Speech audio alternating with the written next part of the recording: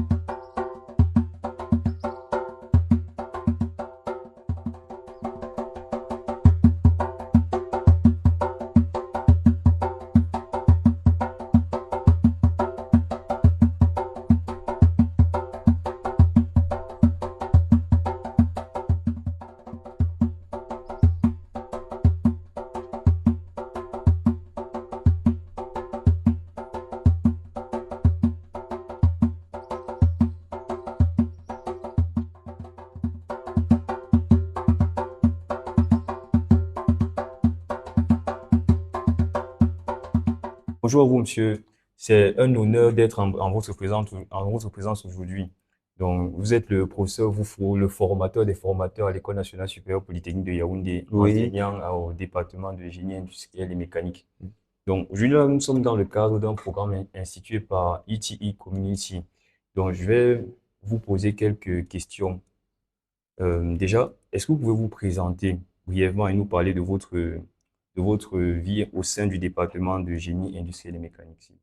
Je suis le professeur Woufo Joseph, enseignant au département de génie industriel et mécanique, et je m'occupe plus principalement de toutes les unités d'enseignement qui regardent le EEA, c'est-à-dire électricité, électronique et automatisme. J'y suis depuis 2002.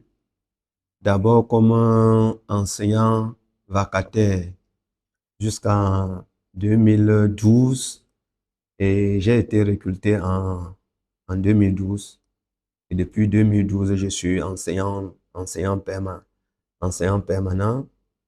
et je revenais pour retrouver le corps parce que je suis ancien étudiant de Polytech. J'ai fait Polytech de 85 à 88. Donc, j'ai fait la formation courte. Donc, je suis sorti de 80 à Polytech à 88. Donc, je suis à la formation 88, formation courte, électromécanique de Polytech Yaoundé. Donc, j'ai retrouvé le département de génie méca et on est là à accompagner les étudiants qui entrent directement en option en 3e année ou qu'ils aillent jusqu'en thèse parce que nous donnons aussi des cours dans le cycle de doctorat. Ah, d'accord. Ça veut dire que vous êtes un ancien pipeau, un enseignant vraiment, on peut dire peut-être hors échelle. Je suis un ancien de l'école, comme j'ai dit, sorti en 88. Malheureusement, quand nous sortons en 88, c'est en pleine crise. La crise avait commencé en 86 et on ne recrutait plus. Quand nous entrons en 85, il y avait plus de places que d'ingénieurs sortis en 85. Donc, la demande de passer l'offre que l'école formait. Mais avant la crise de 86, toutes les industries avaient fermé, il n'y avait plus de recrutement. Donc, quand nous sortons en 88, il n'y a plus de travail. Nos grands frères qui sont sortis avant nous en 87 ont commencé à ne plus avoir du travail. Mais quand nous sortons en 88, un an après, en 89, nous sommes sortis à 13 en génie, en électromécanique. Aucune personne n'avait encore trouvé du travail. Un an Ouais, après. c'est long. Un an après. Donc, et on a eu, bon, je ne peux pas dire la chance, ou bien, ayant construit les lycées techniques canadiens, le gouvernement camerounais a lancé un recrutement des ingénieurs pour leur donner une formation en pédagogie de 2 ans, pour leur permettre d'aller ouvrir les nouveaux lycées techniques canadiens Oui. qu'on a créés, qu'ils étaient en train de construire.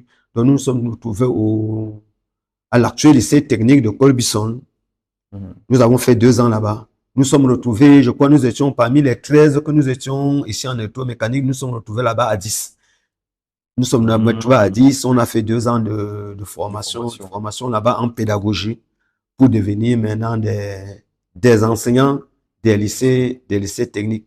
Donc, dans les 6 lycées techniques qu'on avait, on nous a affectés dans les lycées techniques là.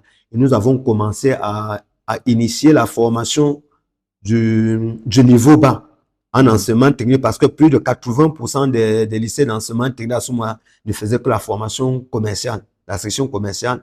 Donc, nous avons fait comme ça pour ouvrir les nouvelles spécialités électroniques, électromécanique, fabrication mécanique dans dans les lycées canadiens pour que la formation de l'enseignement technique entre pleinement au Cameroun en 80, parce qu'on a commencé en 80, nous sommes sortis en 89, mais c'est en 90 que la formation a été lancée. D'accord. OK. Parlons justement de formation. Selon vous, qu'est-ce qui caractérise la formation en génie industriel et mécanique à l'École nationale supérieure polytechnique par rapport à d'autres écoles d'Afrique ou d'ailleurs? Bon, pour Polytechnique Yaoundé a la chance d'être l'un des, le premier, la première école d'ingénierie du Cameroun. Ce qui fait que sur le plan de matériel, nous avons le matériel, même si les gens se disent que le matériel là sont de matériel ancien, Ancien. mais ce matériel-là permet, et nous disons toujours, étant donné que la formation d'ingénieur, même s'il est un ingénieur de conception, à un moment donné, il doit savoir comment la pratique va se passer avant de concevoir. Parce que quand on conçoit sans savoir comment ça va réaliser en pratique, le plus souvent pour faire la pratique, il y a encore un peu de problème. Ça fait que ce matériel que les gens croient que c'est vieux, nous utilisons pour former les Les enseignants, enseignants. les étudiants à faire pratiquement avant de les amener maintenant à faire la simulation et autres. Donc, l'ancienneté de Polytech avec ses enseignants, avec ses équipements, avec tout ce qu'on a comme publicité, fait de telle sorte qu'un étudiant qui fait Polytechnique Yaoundé est différent de quelqu'un d'autre. Et autre chose que nous avons, lorsque vous allez regarder, surtout en génie mécanique, nous sommes près de 5, je crois, 5 à 6 enseignants de génie mécanique et génie industriel qui sont des anciens de Polytech. Ah, d'accord. Ce Des sont des anciens, ingénieurs ce déjà sont des ingénieurs sortis, sortis de ce sont l'école. des ingénieurs sortis de l'école de Polytech et qui reviennent Enseignants à l'école. être enseignants, qui deviennent être enseignants à l'école. Et quand on le fait, on a une vision qui est une vision différente des autres parce que nous avons fait l'école, Et le terrain. nous avons fait le terrain et quand nous revenons, on a une vision qui est différente de la vision des autres. Et vous allez regarder dans la majeure partie des autres écoles, et c'est ça qui fait la difficulté avec la formation d'ingénieurs de politique, c'est qu'on a beaucoup de personnes qui font la formation d'ingénieurs, mais qui sont quittés du cursus physique. C'est des gens qui ont fait la physique, on dit il fait l'électronique, il fait la mécanique, et après il devient enseignant l'ingénieur. À un moment donné, on a un cassure entre la différence à faire entre la technologie, entre la technique et la pratique. Et c'est des choses qui sont tellement différentes. Il faut avoir fait il faut avoir fait pour le savoir, pour faire la différence. Bon, sur ce plan-ci, ce qu'il faut enseigner, c'est la technique qu'il faut enseigner. À ce niveau aussi, c'est la technologie qu'il faut enseigner. Ou bien si on enseigne un enfant, il faut mettre en même temps la technologie, la technique et la pratique. Donc, Polytech a cette chance-là, de telle sorte que même certains enseignants qui y sont restés, avec le fait de se frotter avec les anciens ingénieurs et autres, ont une autre vision de la formation qui n'est pas exactement la même formation que les autres écoles. Bon, le génie mécanique, à un moment donné, on n'arrivait pas à trouver la différence entre l'ingénieur génie mécanicien, l'ingénieur qui fait le génie industriel. Mhm. Mais je crois qu'avec le temps, on a fait la différence. nous formons la mécanique, nous le formons dans le sens général. Parce qu'au Cameroun, maintenant, si on le forme dans le sens pointu, on risque d'avoir des difficultés pour trouver l'emploi. Donc, on le forme de telle sorte qu'il peut être un fabricant, il peut travailler dans un bureau d'études, il peut faire la conception, il peut faire la réalisation, il peut faire la fabrication. Ça, c'est le mécanicien. Et aujourd'hui, avec l'intelligence artificielle et le big data qui est là, nous les donnons les cours en machine learning et en tout ce qui est informatique. Donc, nous affilions nous ajoutons en la gestion des données et l'informatique pour qu'ils arrivent directement à intégrer la mécatronique, qu'ils sont en intégrant directement la mécatronique. Donc, moi, comme je me charge entièrement de tout ce qui est électricité, électronique et automatique, donc je suis chargé de faire de telle sorte que eux, ils ne soient pas tellement mécaniciens comme les gens attendent le mécanicien qui va aller sur la voiture, qui va aller sur la voiture, qui aura toujours en main la graisse. Donc, on le forme en conception et nous le disons, on le forme en le mettant en informatique. L'informatique et l'intelligence artificielle sont devenus aujourd'hui telle sorte que chacun doit intégrer l'intelligence artificielle et l'informatique dans sa spécialité. La différence que nous faisons avec le gars de génie industriel, le gars de génie industriel est celui qui gère la production. Donc, il doit savoir comment on doit produire, mettre la logistique pour produire et savoir comment il doit faire pour entretenir son industrie, ses équipements, pour qu'au moment où on doit produire, on produit. Donc, ils sont 40%. Ils sont 40% gestionnaires et management et 60% techniciens purs. Donc, voilà la différence entre le génie méca et le génie industriel. D'accord. Donc, si je récapitule, ce qui caractérise, ou du moins ce qui différencie la formation en génie industriel et mécanique à Polytechnique, c'est déjà l'ancienneté des études, l'ancienneté des enseignants. Oui. Le caractère qui, pour certains enseignants, sont sortis ingénieurs, sont ingénieurs sortis de l'école. Oui. Ils ont pu affronter ou du moins embrasser le terrain. Le terrain. Ils forment les étudiants pour un monde qu'ils connaissent bien. Et à ce moment-là, ils peuvent facilement savoir la difficulté peut être ici, la difficulté peut être ici. Et le fait aussi qu'à Polytechnique de Yaoundé, on ait beaucoup de matériel. Donc, oui. Beaucoup, mais alors beaucoup de matériel. Ok. Maintenant, parlons plutôt des compétences clés. Par exemple, au génie mécanique, quelles sont les compétences clés qu'un étudiant en génie mécanique formé ici développe à la sortie? Bon, je crois que je l'avais déjà envisagé. En principe, lorsqu'un ingénieur de génie mécanique sort, sa compétence, c'est qu'il doit concevoir des systèmes mécaniques ou mécatroniques, comme j'ai maintenant, concevoir les systèmes mécatroniques, il doit les réaliser et il doit les maintenir. Il doit les réaliser, c'est-à-dire il les fabriquer, les installer et les maintenir. Ça, c'est le génie mécanique. Et le génie industriel, comme j'ai dit, le génie industriel, ils ont, si vous regardez par exemple le programme, nous faisons une telle sorte que le génie industriel, à un moment donné, nous avons presque un programme commun en 3e année. Mais c'est en 4e année qu'on commence justement à différencier parce que le gars de génie industriel doit être capable de gérer sa production.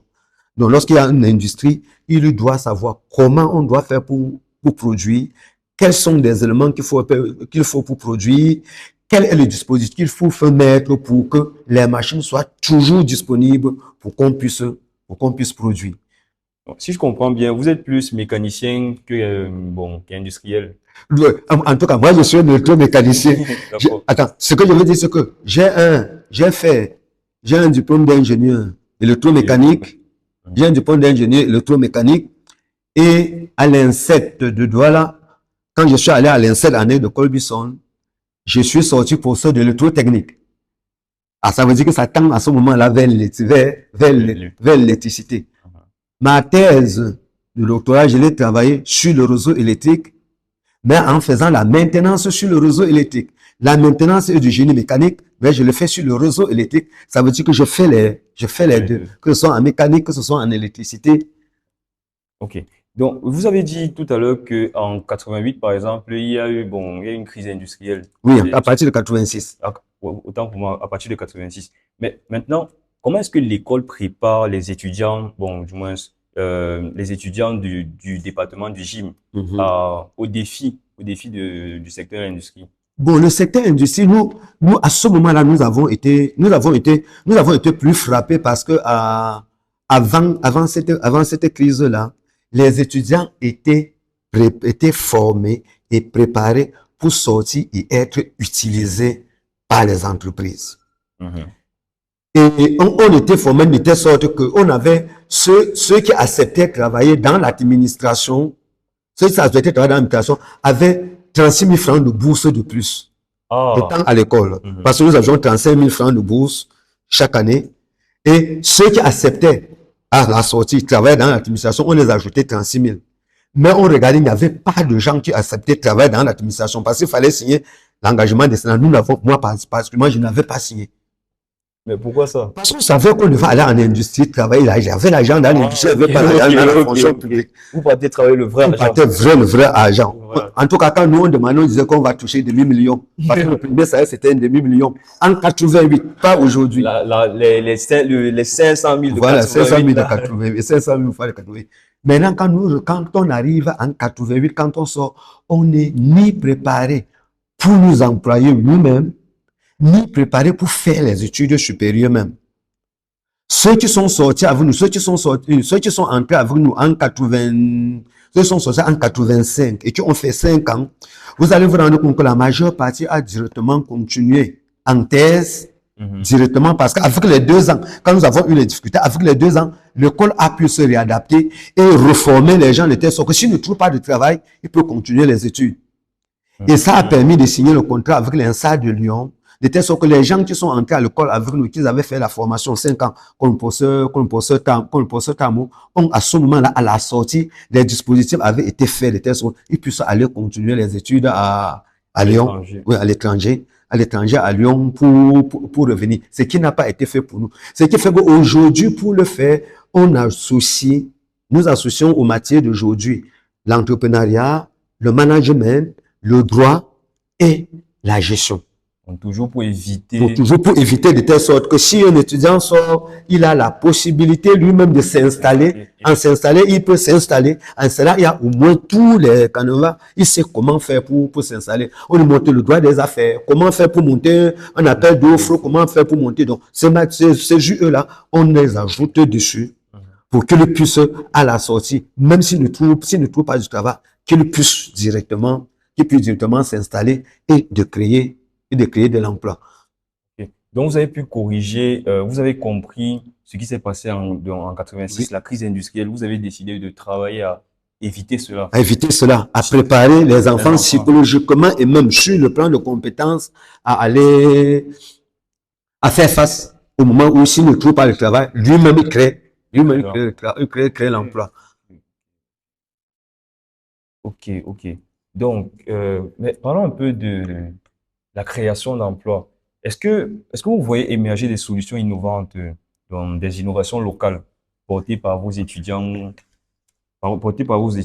ou vos anciens étudiants? Bon, est-ce que les trucs, si c'est porté par les anciens étudiants, on en a, mais pour porter, nous sommes par exemple ici dans le Fab Lab, qui est un projet que nous avons, il y a eu l'appel à candidature. Nous avons sollicité avec le professeur Kinfak qui a permis à Polytech d'avoir un financement de 300 000 € pour 2 ans.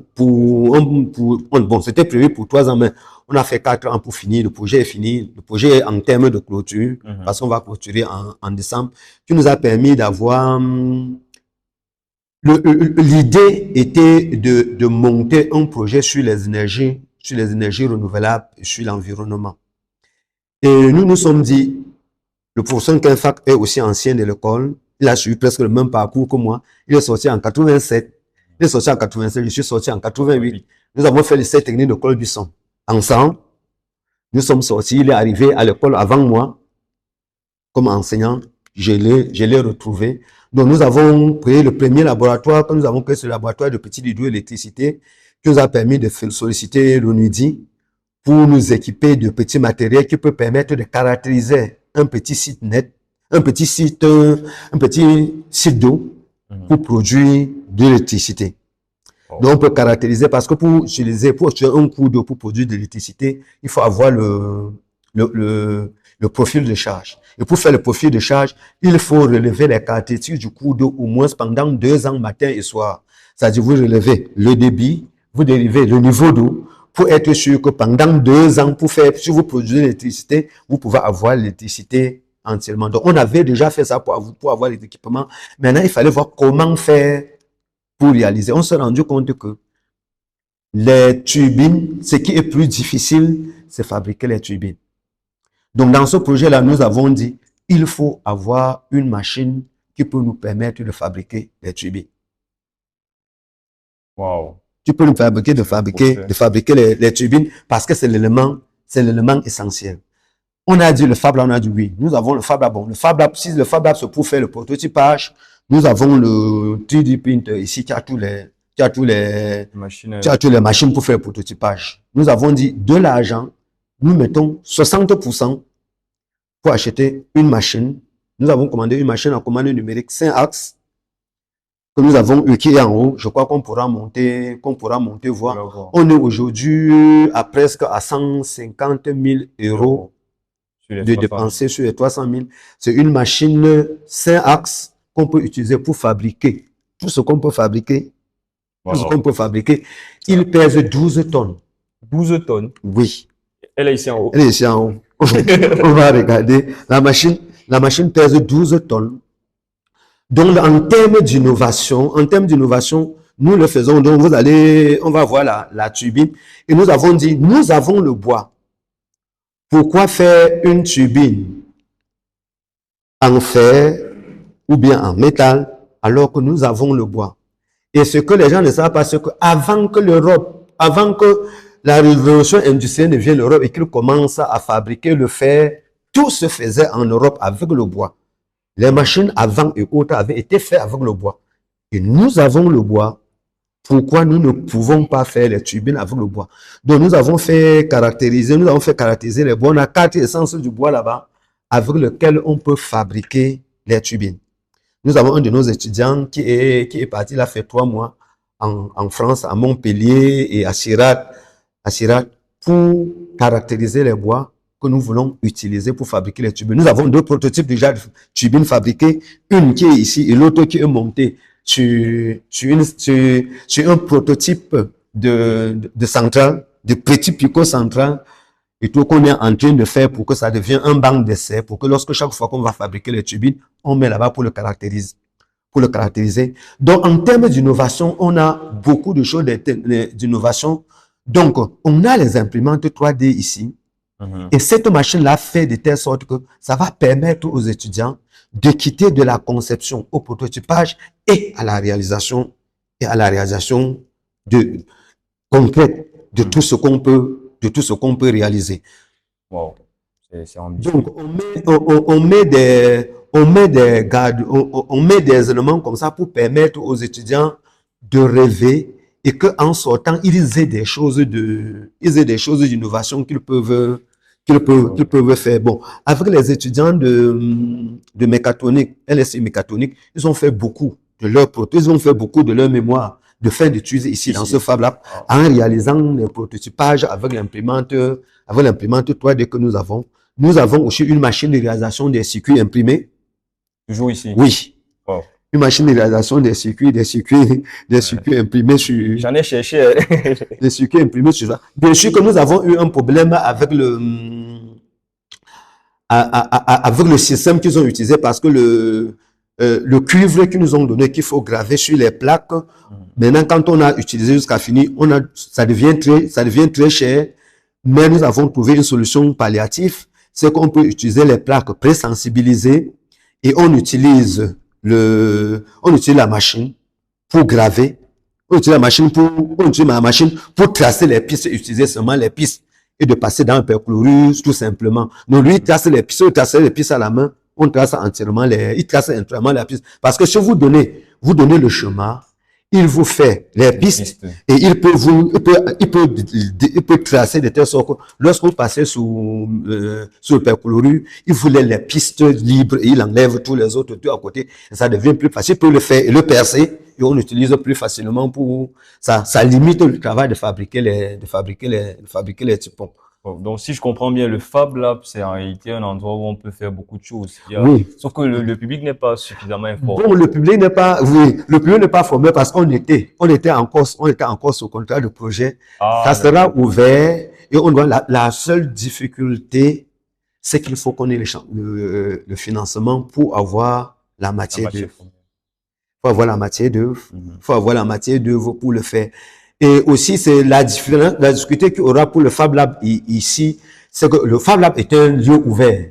Mais étant donné que ça peut risque de ne pas être ouvert, parce qu'on ne va pas laisser quand même, mais les étudiants de politique peuvent facilement venir travailler à l'intérieur. Donc voilà les actions que nous faisons. Et comme je l'ai dit, nous le faisons pour l'innovation, nous le faisons parce que nous sentons que c'est notre école, ça fait partie de tout. J'ai 5 diplômes à l'enseignement supérieur. 3 de ces diplômes-là, je l'ai eu à Polytechnique. Donc je disais que c'est une partie de nous-mêmes. Et c'est pour cela que nous encourageons les anciens, les alumni, soit de venir travailler à l'école pour ceux qui peuvent venir pour être recrutés, travailler, ou pour ceux ou bien de donner un appoint à l'école. Parce que lorsque nous regardons la machine, c'est à ce que nous mettons, et une machine qui est venue peut-être 40 ans après que les premières machines ont été placées, on n'a pas encore eu d'autres machines. Donc, avec l'évolution technologique, nous savons que les alumni de Polytech sont bien placés, et telle sorte que s'ils regardent de l'école, ils peuvent financer l'école. Donc, l'innovation, pour que Polytech aille de l'avant, ceux qui sont partis doivent rentrer.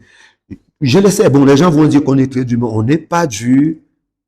Bien sûr que l'école ne s'ouvre pas beaucoup, mais ça dépendra, même si au niveau du top management, on ne signe pas, mais on a la possibilité de travailler entre anciens de Polytech pour faire ce qu'on a à faire à Polytech. Et surtout bien le faire. Et bien le faire. Ok. Donc, si je comprends bien, le Fab Lab, c'est vraiment une entité, c'est le sup. Bon, le Fab Lab est là. Pour le moment, le projet est fini.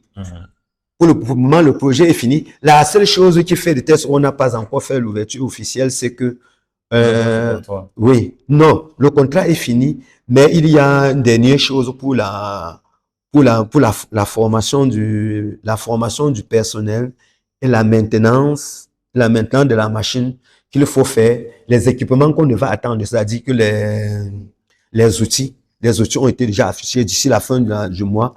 Les outils vont venir, le formateur va venir. Quand le formateur va former, c'est à ce moment-là qu'on aura entièrement fini avec le projet. On pourra peut-être demander à l'administration de faire l'ouverture officielle. Après l'ouverture officielle, l'administration sait comment il va faire utiliser la salle. Nous étions là pour conduire le projet. Nous avons conduit le projet à terme. À terme, le matériel que nous avons eu devient le matériel de Polytech et le Polytech peut disposer de matériel comme on le sent. D'accord. Maintenant, parlons un peu des diplômés, ceux qui sont déjà sortis. Comment est-ce qu'ils s'insèrent dans le milieu professionnel? L'insertion sur le milieu professionnel est un peu compliquée. Et compliquée parce que nous avons un pays dont notre tissu social, on fait à 80% du service. On fait 80% du service, on ne fait pas de production. Or, nos ingénieurs sont faits pour aller produire. Nos ingénieurs sont faits pour aller produire. Et quand on fait seulement du service, dès qu'on fait du service, quand on recrute un ingénieur, on n'a plus besoin de recruter d'autres. Et vous allez regarder que la majeure partie de nos industries au Cameroun, tu vas trouver rarement d'industrie qui a un département de recherche et d'innovation. En principe, c'est dans ces départements-là que les ingénieurs devaient travailler travailler pour faire la recherche dans l'industrie, chercher l'innovation pour faire avancer l'industrie.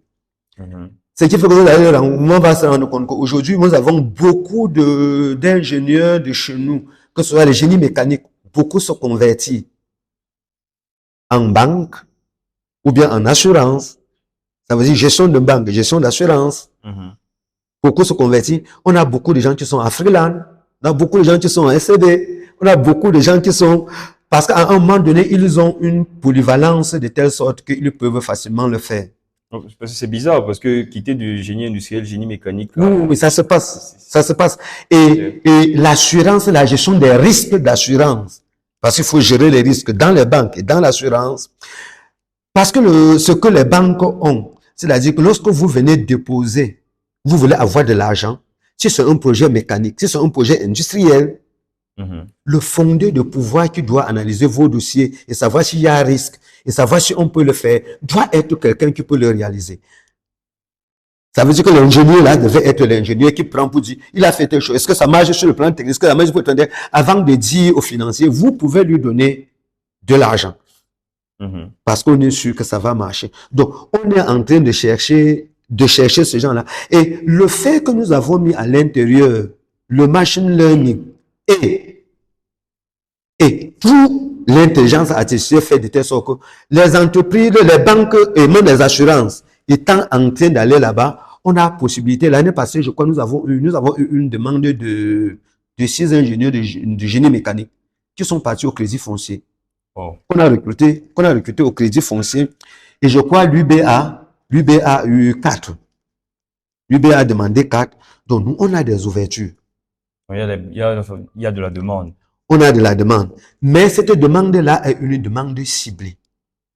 Et une demande ciblée, c'est qu'aujourd'hui, il faut, en plus des compétences de base qu'on a en mécanique, il faut mettre des compétences d'autres compétences dessus. Bon, il y a les soft skills qu'il faut mettre. Aujourd'hui, il y a l'intelligence artificielle et le big data et la gestion des données qui, aujourd'hui, dans toutes les spécialités, on est obligé de mettre. Là où, dans le temps, on savait qu'on ne pouvait jamais mettre l'informatique, c'était en génie civil. Aujourd'hui, on fabrique les maisons avec l'imprimante 3D. Ça veut dire que l'informatique est dans toutes les spécialités aujourd'hui où on doit mettre l'informatique, la gestion des données dans toutes les spécialités. Et nous devions le comprendre et rendre un peu plus souple nos programmes. Et on a ce problème-là au Cameroun, c'est-à-dire la souplesse des programmes. On fait un programme, ça fait 4 ans, on ne le fait pas. Mais les départements peuvent avoir la possibilité d'insérer à l'intérieur des programmes des choses comme ça pour upgrade un peu le niveau des étudiants. À un moment donné, le génie mécanique était là où on trouvait, quand il y avait encore des sociétés pétrolières, on n'en manquait pas. Wow. Bon, maintenant que le pétrole a baissé, il faut qu'il s'oriente à autre chose. C'est pour ça que nous mettons plus d'informatique. Il faut quitter la mécanique pure, comme j'ai dit, à la mécatronique. Ça veut dire qu'il faut faire la mécatronique, il faut faire l'électronique, il faut mettre l'informatique dedans pour qu'il soit un peu plus flexible. Et les données, comme j'ai dit, le truc sur la gestion des risques.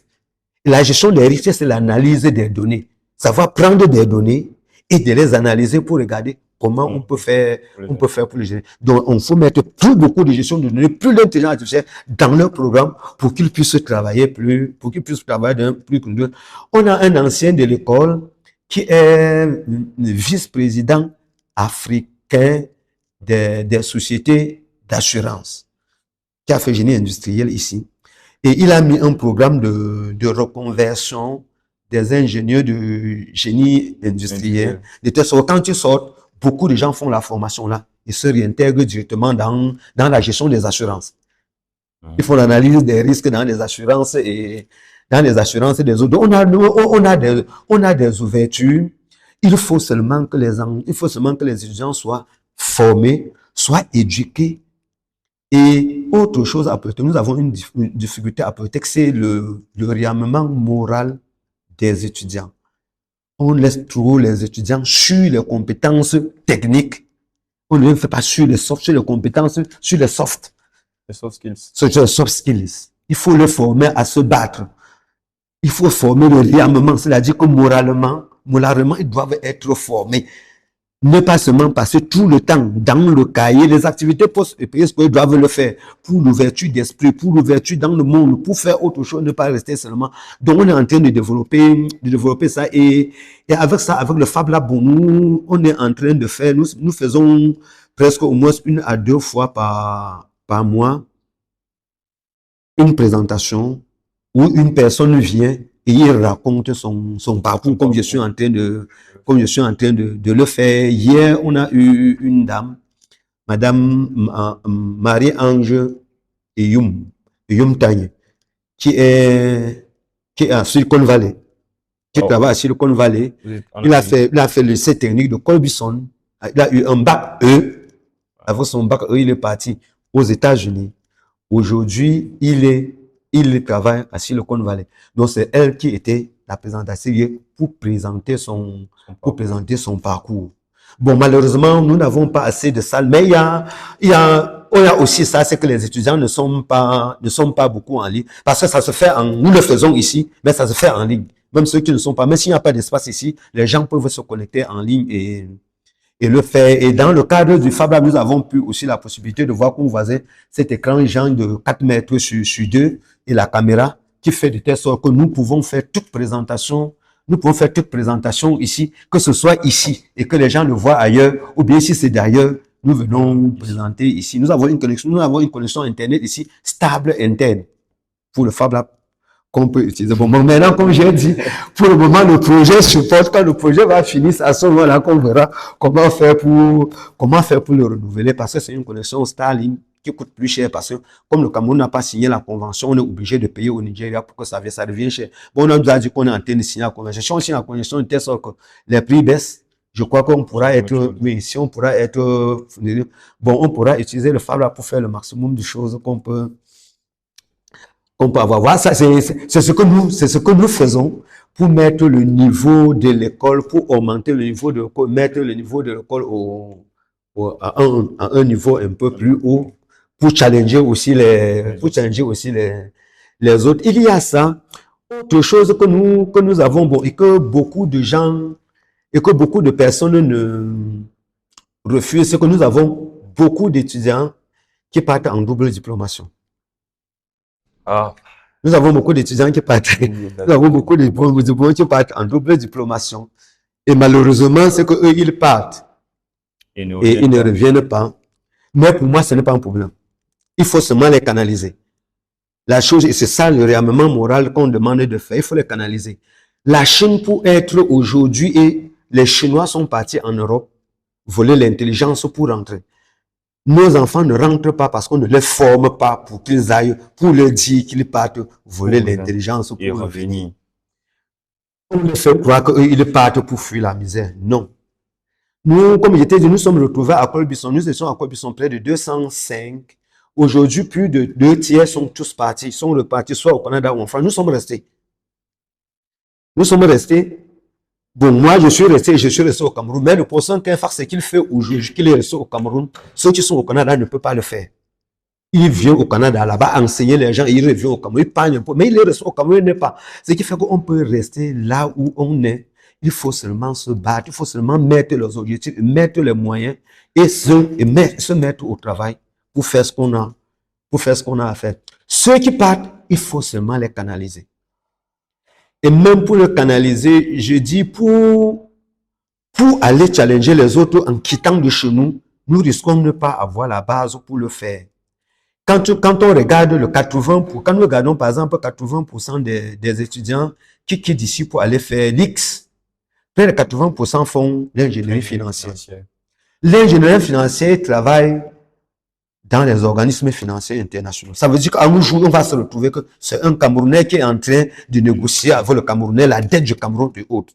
Alors que s'il était resté ici, on n'aurait pas. Ceux qui restent, il faut que nous les trouvons d'abord du travail. Ceux qui partent vont partir. Nous préparer d'autres ouvertures là-bas, mais ceux qui restent là, utilisons-les, formons-les bien pour qu'ils restent développés. Les autres, ceux qui sont à l'extérieur, nous apportent des choses ici. Donc, pour moi, le départ là, c'est qu'il faut seulement bien Il faut seulement bien le prendre, il faut seulement bien le préparer. Et quand on regarde ce que nous sommes en train de faire là, c'est les anciens qui le font. S'ils le font, c'est parce qu'ils le veulent. S'ils étaient restés ici, on n'aurait pas eu l'idée que nous sommes en train de le faire là. C'est qu'il faut seulement mettre les moyens en place pour les canaliser, pour les utiliser et les suivre. Bon, quand j'étais encore chef service de la norme et la qualité, j'avais mis en place un projet de suivi des diplômés sortis. Et la CTI là demande ce suivi-là, le taux d'insertion. On doit, après chaque année, donner le taux d'insertion. Les étudiants sont sortis cette année. Combien ont eu le travail après 6 mois, après 1 an, quand ils sont à quel niveau? C'est des données qu'on attend et que la division des affaires académiques et de la recherche, de la coopération doit le faire dans le cadre de la CTI. C'est des données qu'on demande. C'est des données qu'il faut demander. Nous devions rester en contact avec tous nos étudiants. Avec tous nos étudiants qui sont sortis. Et moi, je fais le maximum pour rester avec ceux que je peux avoir, ceux qui sont en contact. Dès que je trouve qu'il y a une association, je fais un temps pour me mettre en contact avec eux, pour qu'on puisse au moins avoir un lien. Et c'est avec ce lien-là qu'on peut dire, voici ce que nous avons sur le terrain, voici sur quoi vous pouvez nous aider, pour qu'on puisse, que ceux qui partent là, nous aident à maintenir le col au niveau haut. C'est-à-dire qu'ils ne partent pas seulement pour dire que nous exploitons le fait qu'ils ne sont pas avec nous, qu'ils ont d'autres opportunités et nous utilisons les opportunités. Donc pour moi, un parti là doit être pour nous des opportunités que nous devions utiliser pour faire remonter le col, pour faire revenir plein de choses au pays. Quand vous arrivez au Sénégal, vous regardez ce que la diaspora sénégalaise envoie par exemple au pays, c'est énorme. Il faut seulement qu'on organise. Comme j'ai dit, même si au niveau haut, ça ne peut pas marcher. Au niveau bas, en tant qu'alumni, c'est-à-dire on vient seulement dire que bon, les anciens de politique, par exemple de France ou des États-Unis ou bien de l'Europe, veulent faire telle chose à politique. On n'a pas besoin d'attendre que le ministre ou bien tout nous donne l'autorisation pour qu'on vienne le faire. On peut faire comme ça pour maintenir l'école, pour exploiter tout ce qu'on peut faire pour le bien de l'école. D'accord, monsieur. Wow, ce que vous venez de nous dire là, c'est beaucoup de choses à avaler. Bon, déjà, oui, c'est vrai que les étudiants, lorsqu'ils s'en vont, ils ne reviennent pas nécessairement. Ils se disent qu'ils vont trouver mieux ailleurs. Bon. Et c'est exactement ça. En Chine, par exemple, lorsqu'ils partent, on leur fait comprendre de façon morale que vous devez revenir et prendre la connaissance. Et vous rentrez, vous revenez avec. Donc, c'est vraiment le réarmement moral qu'il faut. Oui, il faut le réarmement. C'est le réarmement moral là, ce réarmement moral. Bon, malheureusement, on n'a pas les structures sociaux ici ne fonctionnent pas comme ça doit l'être parce que on va avoir des structures sociales et toujours ce manque de structures sociales font de telle sorte on a beaucoup de débrayage d'étudiants qui à un moment donné, c'est parce qu'ils ne sont pas encadrés, c'est parce qu'ils ne sont pas suivis sur le plan psychologique et sur le plan moral. Quand vous regardez, on dit que bon, telle personne a eu le surménage, à un moment donné, c'est pas le surménage, à un moment donné, c'est parce qu'ils ne sont pas, c'est seulement parce qu'ils ne sont pas cadrés, c'est parce qu'ils ne sont pas encadrés. Et c'est fait de telle sorte que comme l'école est devenue tellement grande, c'est les départements, c'est les chefs de département qui devaient, en principe, dans les départements, même comme il n'y a pas de structure, trouver dans le département des structures et un encadrement de proximité des étudiants. De telle sorte que si un étudiant de con, qu'on puisse être sûr qu'on a démarqué que parce qu'à un moment donné, je crois qu'ici, chez nous, on avait au moins 2, 3 ou 4 chaque année qui de collègues. Dès qu'on disait que le résultat de l'X est sorti, tu étais sûr que tu auras 4 ou 5 étudiants qui vont partir parce qu'ils n'ont pas eu l'X. Depuis que j'ai commencé à former, dès que les étudiants arrivent, je les forme. Et dès que le résultat de l'X sort, je les encadre. Vous il faut les encadrer, parler avec eux, discuter avec eux, les donner des moyens. J'ai un qui l'année passée qui était parmi les premiers et il n'a pas eu le titre. Donc j'ai dit que tu ne faut pas être découragé. La seule chose, c'est que comme tu as eu un bon moyen au premier semestre, remets-toi en marche, tu vas avoir un bon moyen au second semestre. Tu pars en 4e année, tu vas faire la double diplomation. On l'a appelé à l'INSA. On a pris à l'INSA cette année, il va aller faire l'INSA double, il va aller à l'INSA faire la double diplôme, il va aller à l'INSA cette année faire la double diplomation. Et il va finir au même moment que les gens qui sont à l'IX. S'il a la chance à l'INSA, les gens qui sont en l'IX, s'il y a un, deux qui choisissent aller à l'INSA parce qu'ils font leur 5e année dans les écoles de jeu, ils vont se retrouver à l'INSA, ils vont finir ensemble. Donc, ne pas passer l'IX, ce n'est pas. Et il faut seulement comprendre, leur expliquer et leur encadrer. Donc, je l'ai fait aussi faire des compétitions sur les mathématiques, sur les trucs spéciaux. Et sur les trucs spéciaux, je crois dans l'un des concours, il a été 3e, on a primé les 2e, mais il est en train de faire. Donc, c'est des moyens qu'il faut mettre pour encadrer. On a des enfants intelligents, mais la difficulté qu'on a, c'est qu'aujourd'hui, nous avons des enfants qui arrivent étant jeunes. Très jeunes. Très jeunes. Et on croit qu'ils sont devenus bien. Il faut les encadrer. Il a 16 ans, c'est pas parce qu'il est à Polytech qu'il n'est pas comme un enfant de 16 ans qui est en première. Ils ont exactement le même comportement. Donc, ce sont des enfants qu'il faut les encadrer, il faut les accompagner. Et comme on n'a pas de structure au niveau, mais les structures, même si c'est au niveau de la direction, c'est très loin, on devrait avoir des structures au niveau des départements pour encadrer, pour les suivre. Et quel est le conseil que vous pouvez donner à une personne qui aspire à intégrer une grande école ou bien qui hésite? Qu'est-ce qu'on va dire? Qu'est-ce qu'on va dire? Pour les écoles, je dis la réussite, la première chose, c'est la volonté. C'est pour ça que aujourd'hui, l'orientation des enfants pose souvent problème parce que les parents aimeraient que les enfants font ce que eux ils n'ont pas fait dans leur enfance. N'ont pas fait dans leur enfance, ce qui n'est pas bien. Le choix de l'enfant est, quand on le laisse faire son choix, on a à 50% de la réussite. C'est-à-dire, si c'est lui-même qui fait le choix, il aura la forte chance de s'engager. Je vais te dire que j'ai eu un étudiant ici, des étudiants ici, je ne peux pas donner, on dit que ce sont ses parents qui l'ont obligé à venir ici. Il voulait faire l'histoire géo. Il a eu un bac C, avec mention bien. Il voulait faire l'histoire géo, parce qu'il voulait faire archéologue et il est égyptologue. Et aller en Égypte. Son père l'a obligé de faire le concours de Polytech. Il a eu son concours de Polytech. Il est venu en génie industriel. En génie industriel, il ne veut pas apprendre. Je l'ai attrapé pour lui demander, waouh, c'est comment? Qu'est-ce qu'il fait? Quand il a fini, il dit que non, tu n'as pas de problème. Finis ton génie industriel.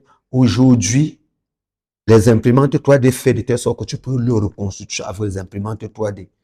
Ton génie industriel que tu vas faire là, il faut seulement faire bien la mécanique, faire bien ton dessin. Et tu vas à la fin, quand tu auras ton diplôme, tu peux maintenant faire ce que tu veux avec.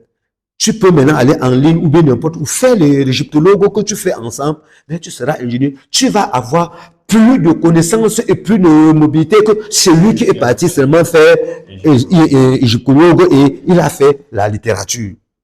Tu auras plus de choses que lui parce que tu pourras avoir quelque chose et écrire un code pour le restituer si tu ne le trouves pas alors qu'il ne le fera pas. Ça veut dire que le génie industriel que tu fais t'oriente plus même pour aller là-bas que d'aller directement faire ça. Et on a aussi ça, c'est que l'orientation scolaire chez nous ne fait pas le travail qu'on ne fait. On n'oriente pas les enfants. Donc il y a la détermination des enfants. Il y a la détermination des enfants pour réussir. Et l'une des choses qu'il faut faire, c'est le projet professionnel. Et le projet professionnel, on ne le met pas dans les enfants. Je dis par exemple, quand un enfant arrive, je dis aux enfants, si tu arrives à Polytech, première année, et peut-être on ne le fait pas, si tu as mis déjà dans ta tête que tu vas faire la double diplomation ou tu vas faire l'X, dès le premier jour où tu entres à Polytech, tu dois prendre ça en considération. Ça doit être dans ton projet. Si ce n'est pas dans ton projet, tu seras en retard. Parce que pour faire la double diplomation, on cherche les notes, on fait la somme des notes. Niveau 1, niveau 1, niveau 2, niveau 3. Et pour être sûr que tu peux le faire, il faut avoir une MGP de moins 3,2. Wow. Oui, de 3,2. Pour aller à Insta, pour aller à Télécom Paris, si tu n'as pas 3,2, tu ne passes même pas. On ne te regarde pas, on ne regarde pas le dossier. Ça veut dire que dès l'instant où tu arrives à Polytech, tu dois être préparé pour. Si tu n'es pas préparé pour, tu ne pourras pas. Tu ne pourras pas. Et c'est des informations qui doivent être données au départ. Ça veut dire que l'enfant doit avoir son projet professionnel. J'entre, je veux faire quoi? Si je veux faire, comme tout le monde aujourd'hui fait, informatique et génie civil, parce que c'est là où on a les 2 tiers de l'école. Si c'est les 2 tiers de l'école, tu dois être la moyenne dans les 2 tiers. Ça veut dire que dès le premier jour, tu dois te mettre au travail pour être dans les 2 tiers. Donc, il y a l'engagement, il y a le projet qu'il faut faire et il faut maintenir son lien tel qu'on peut le faire. Donc, il y a beaucoup de choses. Il y a la détermination. Les gens doivent être déterminés, les gens doivent être engagés. Il y a des choses qu'il faut mettre de côté. J'ai dit aux étudiants, quand on prend ce genre d'engagement, on ne dort pas. On ne dort pas. Et c'est le sommeil fini. Et c'est qu'il y a bien sûr le corps humain que Dieu a fait de telle sorte que vous pouvez entraîner comme un réseau de neurones votre corps a fonctionné, mais il faudra seulement regarder les limites. Et je l'ai dit, comme je suis mécanicien, je regarde la courbe de caractéristique, il faut travailler dans la zone de cassure. Dans la zone de cassure, là, on a 100%. Mais il faut faire attention parce que dès que si vous ne suivez pas bien, vous allez casser dans l'autre jour. Vous allez casser le bec, ça sera cheminant, vous n'allez plus revenir. Mais il faut travailler, monter. Quand vous allez commencer, ça va faire mal, mais vous maintenez, vous remontez. J'ai fait cette école, nous avons fait la formation de 3 ans dans cette école. Nous, on appelle le service militaire. Nous, on travaillait tous les jours. Notre formation, c'est de 7h30 à 17h30, de lundi à vendredi et de 7h30 à 13h30 samedi. Je ne quittais pas à ce moment-là. Nous, on avait encore les bâtiments où il y a les sticks maintenant. Là, nous appelons ça le four. On appelait ça en ce temps-là le poulailler. Je ne rentrais jamais du poulailler à moins de 2 heures. Et en ce temps-là, c'était bien parce que je vivais à la chapelle. On traversait, oui, au Billy. On traversait Orly et Bonas là. Bonas a été la brousse. Mais à 3 heures, nous, on rentrait, puis on n'avait pas de problème. Et le matin à 7h30, il fallait être ici. À l'école. Donc, quand vous faites, et moi, j'ai maintenu ce rythme. Aujourd'hui, rarement, je peux me coucher avant minuit. Mais à 5h30, je suis debout. Ça, vous êtes le formateur des formateurs. À 7h30, je suis debout. Quand on ne fait pas comme ça, il y a d'autres choses qu'il faut mettre de côté. Je pose souvent le problème aux étudiants. Est-ce que tu crois que je peux perdre mon temps pour voir un match Real, Barça, étant à 600 000 km? Quand je vois, si j'applaudis, si on gagne, je change quoi sur le cours du match? Si je suis au stade, oui, je vais applaudir le joueur va voir. Et peut-être savoir qu'on est en train de le motiver. Quand je ne suis pas là, je change quoi? Même ceux qui misent, si j'ai misé, le fait que je vois change que je veux gagner ou je n'ai pas gagné. Si j'ai autre chose à faire, j'ai le choix. Entre aller voir le match là, ou les actions, je peux même le voir sur TikTok parce que les gens vont le mettre, et de faire ce que j'ai à faire à ce moment-là, que d'aller voir un match. Quand on prend ces engagements et on doit prendre la détermination, j'ai des choses aujourd'hui que je ne peux plus faire, que je ne fais plus, parce que j'ai des objectifs à atteindre. À la fin, je dois tirer la barre pour demander qu'est-ce que j'ai eu. Tout ce que j'ai eu là, quelle est la valeur ajoutée sur mes objectifs que j'ai fixés à atteindre. Il faut fixer ces objectifs. Il faut avoir sa vision, sa mission. Qu'est-ce que je veux faire? Quelle est ma mission? Quels sont les objectifs? Et comment, qu'est-ce que je mets en place pour atteindre mes objectifs? Si ça n'entre pas dans mes objectifs, je les classe de côté. Donc, toute action qu'on doit faire, de prioriser les actions qu'on a à faire. Et c'est cette détermination-là qu'il faut. C'est cette détermination-là qu'il faut avoir pour réussir dans les études d'ingénieur et préparer sa carrière. Parce que dès aujourd'hui, quand on fréquente, il faut commencer à préparer la carrière. Aujourd'hui, le seul diplôme ne suffit pas. Vous aurez un diplôme ingénieur en informatique. On vous a dit, mais vous êtes certifié à quoi? vous avez telle chose, vous avez quelle accréditation, vous avez eu quoi, vous avez quelle certification. Vous n'avez pas. Lorsqu'on va déposer le CV, vous serez en retard par rapport aux autres. Tu vas dire, je suis ingénieur de génie méca. Oui, en plus d'ingénieur de génie méca, j'ai par exemple une attestation sur telle chose, à la gestion des données. J'ai une attestation, par exemple, sur l'utilisation de LinkedIn pour faire telle chose. J'ai une attestation sur ça, j'ai fait ça et on regarde. Ces à côté-là font de telle sorte que lorsque vous avez le même diplôme, quand on met le dossier, tu te mets au-dessus des autres et tu es en avance pour avoir l'emploi. Donc, c'est vraiment intéressant tout ce que vous venez de nous dire là. Bon, on va un peu terminer. Je vais vous poser une question qui relève un peu de l'ordre de... Bon, c'est un peu privé. Donc, j'aimerais savoir le plat que vous pourriez manger tous les jours sans jamais vous fatiguer. Est-ce que le plat mangé, en principe, pour moi, je mange tout ce qu'on avale. Ah, Tout ce qu'on mange, tout ce qu'on mange, tout ce qu'on mange, tout ce qu'on mange avec la sauce. Pourquoi? C'est parce que nous avons eu on a eu des formations de militaires. De militaires parce que je quitte de chez moi à 12 ans quand j'ai le CPE. Ça a 12 ans. Je dois aller fréquenter à 10 km. 10 km, le plus souvent, même souvent, ce sont des roues, il n'y a même pas de voiture. La moto, aujourd'hui, il y a la moto, il n'y avait pas de moto, il n'y a pas de voiture. Vous devez marcher à pied. Si je regarde le gars matin, à ce moment-là, j'étais petit, mais pour marcher à pied, toi-même, tu dois porter ta nourriture sur la tête pour faire 10 km pour aller et retour. Non, on partait en ville pour rester. Donc, comme tu as porté la nourriture d'une semaine pour partir, ce qui fait qu'on mangeait les nourritures qui peuvent durer. C'est-à-dire que la nourriture que tu peux préparer et que ça peut faire 3, 4 jours sans se gâter. Donc la majeure partie de cette nourriture, tu l'as mangé qu'il faut mâcher. Ce qui fait qu'à un moment donné, j'ai perdu le goût. Oh. Et comme nous avons il y avait les jours, et les établissements avaient compris, le plus souvent, on ne mettait pas le coup le vendredi soir, parce que le vendredi soir, presque toute la ville, vendredi à midi, presque toute la ville se vidait, parce que les gens rentraient au village. Quand vous rentrez au village, le samedi, vous partez travailler au champ de votre maman, vous cherchez la nourriture que dimanche matin, vous allez rentrer en ville avec. Et vous portez sur la tête. Donc, il était fait de telle sorte que si la nourriture finit avant, comme le jeudi soir était le jour où on ne partait pas à l'école, jeudi à midi, on rentre au village, on revient seulement dimanche. On ne fait pas le cours de vendredi matin. On ne fait pas le cours de vendredi matin. Donc, pour le moment, tout ce que je mange tout ce qu'on mange avec la sauce.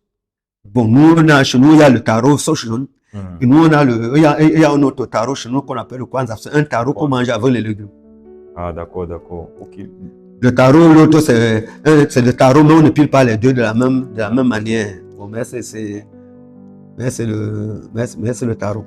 Donc, merci, professeur, pour cet entretien. On va poursuivre l'entretien en haut. Et vous allez un peu nous montrer ce que vous faites, les machines et tout. Donc, on y va donc. Merci.